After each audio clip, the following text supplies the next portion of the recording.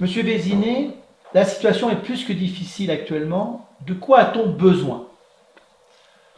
On a besoin de trouver notre voie au travers d'une économie moderne, impliquée complètement dans les pratiques qui sont aujourd'hui les pratiques qui portent l'emploi, qui portent l'avenir de ce pays. Et nous avons une chance inouïe, ici, dans ce département, dans cette région, c'est d'avoir un terrain qui est apte à recevoir de l'investissement productif. Nous avons besoin d'investissement productif. Alors, vous déclarez justement qu'il faut faire exploser les gisements de savoir. Alors, l'investissement productif, il ne peut s'adosser qu'à du gisement de savoir. Or, nous avons la chance ici, par la tradition universitaire, par la tradition des centres de recherche, je prends souvent cet exemple parce qu'il est emblématique, par exemple, Agropolis, ce rassemblement de plus de 3000 chercheurs qui vont, peut-être 4000, qui vont avoir à résoudre une problématique humaine majeure. Comment répondre aux besoins alimentaires du monde quand la surface agricole utile se réduit inexorablement, quand la main-d'œuvre dévolue à l'agriculture se réduit considérablement et quand les changements climatiques nous confrontent à d'énormes difficultés sur l'ensemble du territoire planétaire. Voilà, une vraie question. Agropolis, c'est un des meilleurs outils pour répondre à ce défi de l'humanité. Donc vous voyez que même ici, dans notre région, nous pouvons avoir une ambition à être des correspondants directs de l'aventure de l'humanité. Vous dites justement que le chef d'entreprise doit être votre meilleur allié. Qu'est-ce que vous pouvez faire pour l'aider ou le soutenir dans une période difficile? Il faut qu'on soit à son écoute, il faut que lorsqu'il rencontre une difficulté, mettons, de l'ordre du foncier, nous soyons à ses côtés pour l'accompagner, y compris s'il le faut pour réduire l'équation financière à laquelle il est confronté. Il faut que nous soyons à ses côtés lorsqu'il a l'intelligence de se regrouper par thématique et qu'il rencontre forcément les difficultés que pose un regroupement comme ça autour d'une thématique.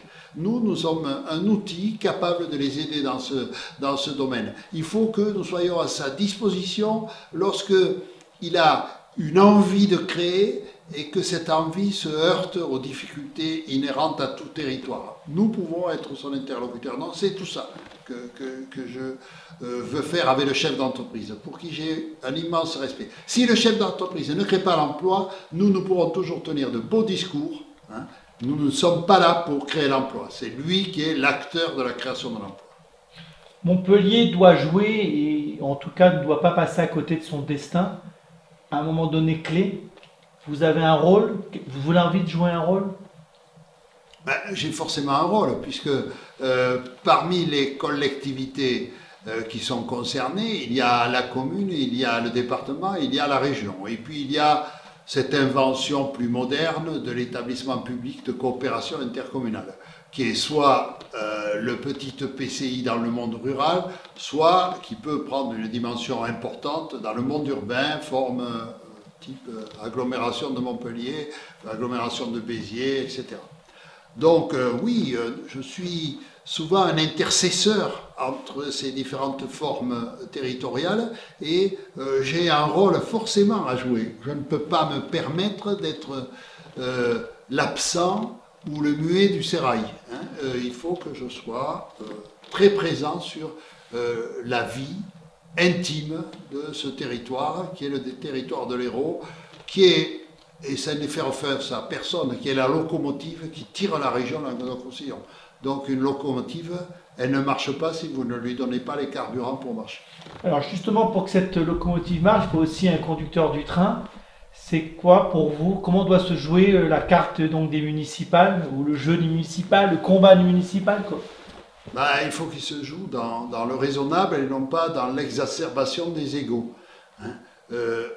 Soit nous sommes capables de voir les protagonistes qui se sont autoproclamés pour le moment, c'est tout ce qu'ils ont fait, capables de faire une union solide et d'aller ensemble au combat, soit il faudra appeler un jugement qui sera de l'ordre du jugement citoyen, comme on l'a fait aux primaires pour les présidentielles, et il faudra peut-être le faire dans des primaires citoyennes sur la ville de Montpellier et sur son interland.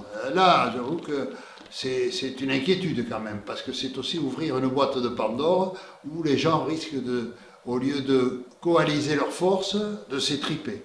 Et là, c'est le début du déclin. En tout cas, pas de candidat pour vous qui sort du lot pour l'instant. Pour l'heure, je ne me suis prononcé pour aucun candidat. Je suis seulement un peu quelque part le sage qu'on vient voir pour avoir un conseil.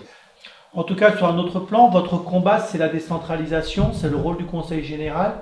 Qu'en est-il aujourd'hui? Qu'est-ce que doit devenir ou qu'est-ce que doit être le Conseil général? Moi, je crois qu'on ne gommera pas de l'histoire de la France l'entité départementale, parce qu'elle est impliquée, elle a reçu par la confiance que l'État lui a témoignée au cours des lois de décentralisation, quantité de compétences. Aujourd'hui, elle exerce des métiers qui sont des métiers difficiles, celui du social, celui de l'entretien de la route, celui de la construction du collège, celui de l'économie de proximité, et tous ces métiers, elle les a appris. Et donc, l'entité départementale est une entité forte aujourd'hui. Vous ne pouvez plus sortir dans la cité sans rencontrer à tous les coins de rue l'existence départementale.